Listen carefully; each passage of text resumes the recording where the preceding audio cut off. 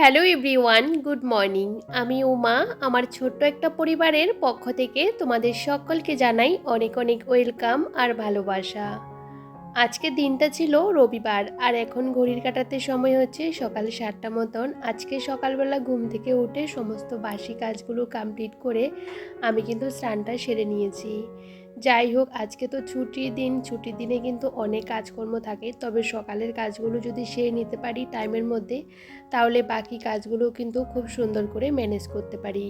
আর নিজেকে পজিটিভ রাখার জন্য সবসময় চেষ্টা করি নিজেও একটু ওই যে ভালোভাবে পরিপাটি হয়ে কাজ করতেও কিন্তু সবারই ভালো লাগে। দেখবেন নিজের মাইন্ডটা যদি ফ্রেশ থাকে তাহলে কাজ করতে অনেকটা ভালো লাগে। তো যাই হোক, এদিকে স্নান টান করে মাথাটা আঁচড়ে নিলাম আর সিঁদুরটাও পরে নিলাম। এদিকে আমার ছেলেও ঘুম থেকে উঠে পড়েছে, তো ভাবলাম চলো বিছানাটা গুছিয়ে নিই।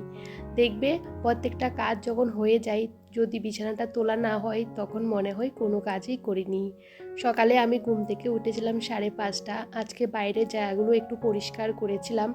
আর আমার বাড়িতে তো চারদিকে ফুল গাছগুলো অনেক অনেক বড় হয়ে গেছিলো, মানে বেড়ে গেছিলো আর কি। তো সেগুলোকে আমি কেটে দিয়েছি, একদম ছোটো করে দিয়েছি। জানো তো, বর্ষাকালে দেখবে গাছপালা বেশি পরিমাণে বড় হয়ে যায়। তো সেহেতু বাড়িটা দেখতেও কেমন একটা লাগে, তো রাস্তার সামনে জায়গাগুলো পরিষ্কার করেছিলাম। তো ভাবলাম চলো স্নানটাও সেরে নিই। আর আজকে তো রবিবার, ছেলে বাড়িতেই আছে, বুঝতে পারো বাচ্চা বাড়িতে থাকলে ভীষণ দুষ্টুমি করে। আর স্কুল থাকলে কি বলতো, ওকে স্কুলে দিয়ে এসে আমি আমার কাজগুলো কিন্তু টাইমের মধ্যে করে নিতে পারি। তবে দেখবে সকালবেলা কিছু কাজ যদি আমরা এগিয়ে নিতে পারি তাহলে কিন্তু কাজগুলো কিন্তু টাইমের মধ্যেও ম্যানেজ করতে পারি। তো এই যে দেখো, কালকে বিকেলবেলা আমি সোফার কাভারগুলো ধুয়ে দিয়েছিলাম। আর সেটা কিন্তু ওই যে শুকাতে দিয়েছিলাম সকালবেলা বাইরে। বাইরে কিন্তু সকালবেলা রোদ উঠেছে, আবার দেখি বৃষ্টি পড়ছে এরকম কিন্তু। তারপরে এই সোফার কাভারগুলো শুকিয়েও গেছিলো।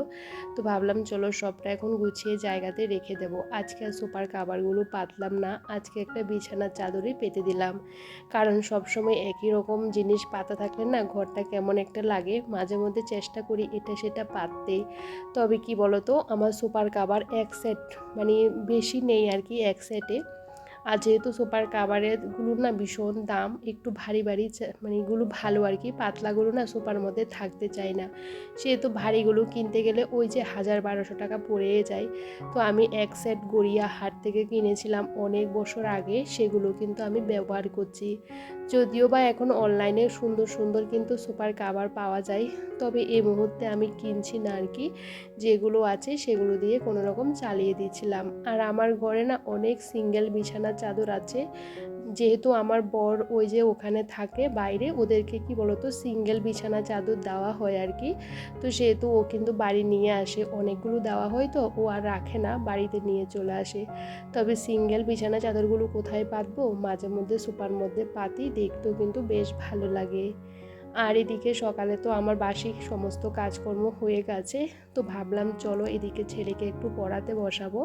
তো সকালবেলা ছেলেকে কি বলতো দুধ আর হরলিক্সটা খাইয়ে দিয়েছি। আর এখন কি বলতো একটু টিফিন বানাবো। তো রবিবারে চেষ্টা করি কিছু একটা বানানোর। তো গাছগুলোর মধ্যে একটু জলও দিয়ে দিলাম, কারণ কি বলতো এখন সেরকম বৃষ্টি হচ্ছে না। আগের বার তো প্রচণ্ড পরিমাণে বৃষ্টি হয়েছিল, গাছপালার মধ্যে জল দেওয়ার প্রয়োজনও হয়নি। এখন সেরকম বৃষ্টি হয়নি, তারপরে কি বলতো গাছের গোড়াগুলো শুকিয়ে যায়। তো বাড়িতে না খুব সুন্দর করে ইচ্ছে করে অনেক গাছপালা লাগাতে, কিন্তু এই মুহূর্তে আমি লাগাচ্ছি না, কারণ আমার বাড়িতে কাজ করানো হবে, তখন গাছপালা রাখবো কোথায়। তো জানালার পাশে না কয়েকটা গাছ রেখেছি, গাছগুলোর মধ্যে অনেক বেবি প্ল্যান্ট বেরোচ্ছে, দেখতেও বেশ ভালো লাগে। জানো তো, আমার না গাছ ভীষণ পছন্দের জিনিস একটা বলতে পারো, কিন্তু এই মুহূর্তে গাছ কিনছি না। আসলে কি বলতো, কিনলে তো হবে না, সেগুলোকে যত্ন করারও দরকার আর রাখার একটা জায়গারও দরকার হয়। তো কি বলতো, আমার বাড়িতে যেটুকু গাছ দেখতে পাচ্ছ সবটা কিন্তু ওই যে রাস্তাঘাট থেকে আমি নিয়ে এসে লাগিয়েছিলাম। আগে আগে অনেক গাছ কিনেছিলাম জানো তো, কিন্তু সেরকম আমি টিকাতে পারিনি, কারণ যত্ন না করলে গাছপালা কিছুই টিকে না, নষ্ট হয়ে যায়। তবে ঘরের থেকে একটু বাইরে রাখলে কি বলতো, একটু জল হাওয়া বাতাস পেলে কিন্তু গাছগুলো ভীষণ সুন্দর গ্রো হয়।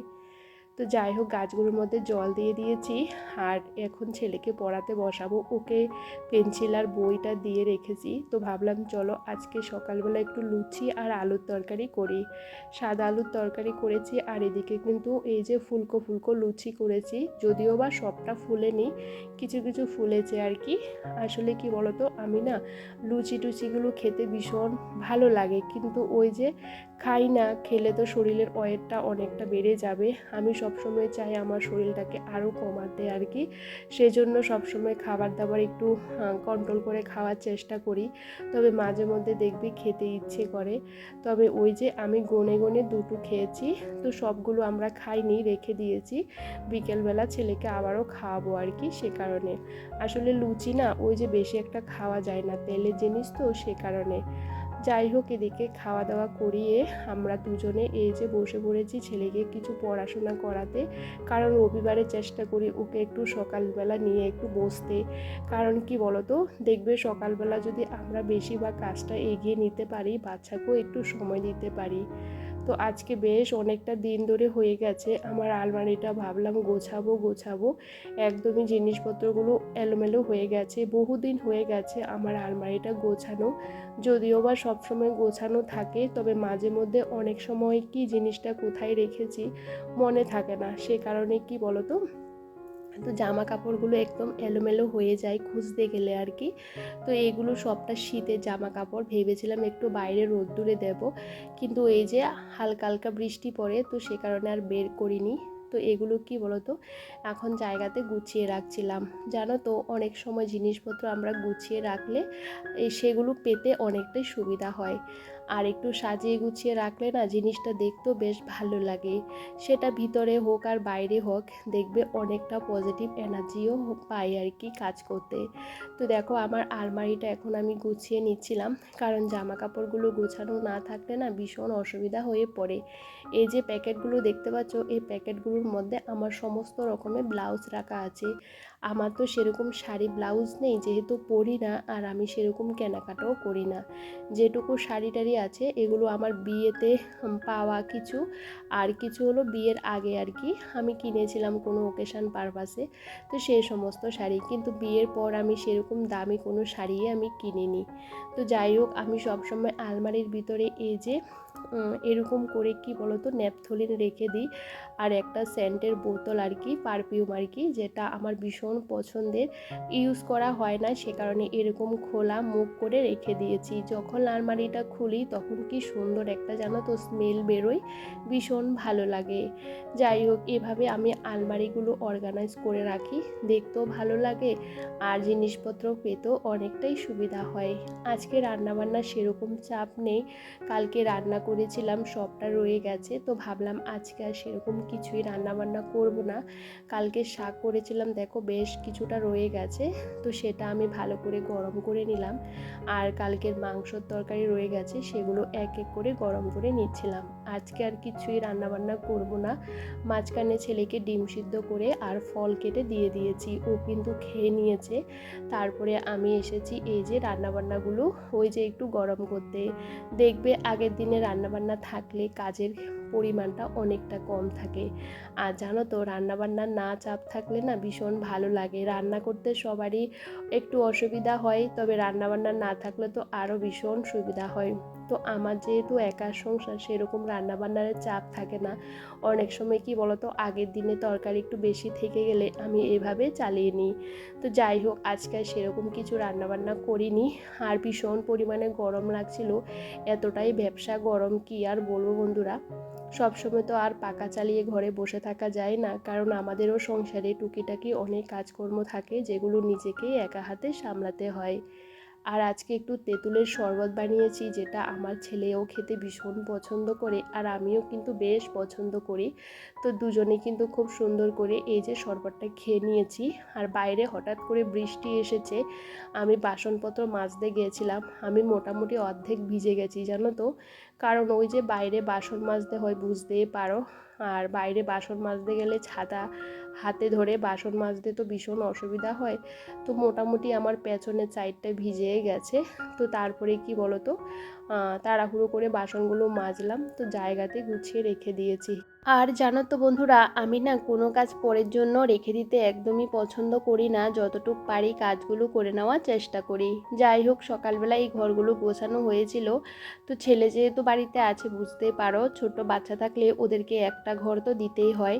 তো সে কারণে এই যে সকাল থেকে এখানে ওকে পড়ানো, তারপরে ওখানে খেলাধুলা সবটাও করেছে, তো ঘরটা ভীষণ অগোছালো হয়ে আছে। তো ঘরগুলো ভালো করে গুছিয়ে নিয়েছি। এরকম কিন্তু আমাকে সকাল বিকাল দুবার করে করতে হয়, অনেক সময় রাতেরবেলাও করতে হয়। তো যাই হোক, কারণ অগোছালো হয়ে থাকলে না আমার ভালো লাগে না। দেখবে নিজের ঘরটা ছোট হোক আর বড় হোক, আর সেটা কুঁড়ে ঘর হলেও কিন্তু নিজের মতন করে সাজিয়ে রাখতে পারলে না মনের মধ্যে অনেকটা শান্তি পাওয়া যায়। আর আমি মনে করি কাজকর্মের মধ্যে দিয়ে কিন্তু অনেকটা পজিটিভিটিও কিন্তু আসে। আর এই যে দেখতে পাচ্ছ, ছেলে এখন বাইরে খেলা করছিল। আর আসলে কি বলতো, ছুটির দিনে একটু বিরক্তি করে আর কি, আর সবসময় খেলতে চায় আর কি। আসলে কি বলতো, সবসময় মোবাইলটা দিতে চায় না, তবে খাবার যখন খাই তখন কিন্তু আমার ছেলে মোবাইল না দেখে না খাবারটা আমি অনেক দিন খাওয়ানোর চেষ্টা করি, কিন্তু কিছুতেই মোবাইল ছাড়া খেতে পারে না আর কি, একদমই খায় না। সে কারণে যখন ও খাবারটা খায় তখনই মোবাইলটা দিয়ে খাওয়ানোর চেষ্টা করি। আর এদিকে খেলনা টেলনাগুলো গুছিয়ে নিলাম। আর বাইরে কিন্তু ঝিরিঝিরি বৃষ্টি হচ্ছে, আর একপালা বৃষ্টি হয়েও গেছে। তো চলো, বাইরের জায়গাটা এখন ভালো করে ঝাড় দিয়ে নিচ্ছিলাম। আর আজকে এত পরিমাণে গরম লাগছে কি আর বলবো বন্ধুরা, সেরকম সকাল থেকে না বেশি একটা দৌড়াদৌড়ি করছি না, ঘরের ভিতরে কাজকর্মগুলো করছিলাম, তারপরেও প্রচণ্ড ঘেমে যাচ্ছিলাম। যাই হোক, এদিকে ঝিরিঝিরি বৃষ্টি পড়ছিল, আর এদিকে আমার ছেলেকেও স্নান করিয়ে দিয়েছি। আর আমি তো প্রচণ্ড পরিমাণে ঘেমে গেছি, আর আমাকে এমনিতেই প্রচণ্ড পরিমাণে ঘামায়। তবে চলো বন্ধুরা, আজকে ব্লগটা বেশি বড় করলাম না, এখানেই শেষ করছি। সবাই খুব ভালো থেকো, সুস্থ থেকো।